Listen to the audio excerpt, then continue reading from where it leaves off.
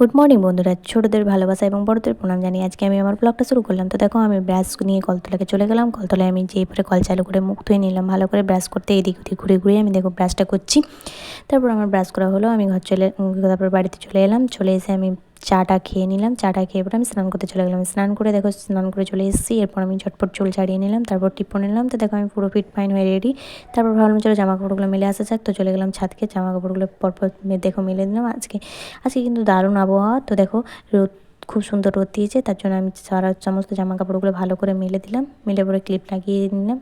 Clip লাগিয়ে আমি রান্নাবান্না কমপ্লিট করে নিয়েছিলাম। তো রান্নাবান্না কমপ্লিট করে তোমার দাদাভাই চলে এলো তোমার 2টোর সময়। তো তোমার দাদাভাইকে খেতে দিয়ে দিলাম। তারপর আমিও খেতে বসে গেলাম। তো খেতে নিয়ে বাসনগুলো ধুতে যাবো, সেই সময় দেখি বাইরে প্রচণ্ড হারে বৃষ্টি নামিয়েছে।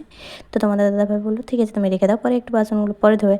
আমি একটু শুয়ে একটু রেস্ট করে নিলাম। তারপর দেখো রাত তোমার দাদাভাই ডিউটি চলে গেছিলো। তো আমি রাত্রে খাবার দাবার সব কিছু আয়োজন করে, তো এই হয়েছিল আজকে রাত্রের মেনু। তো good night friend, bye bye.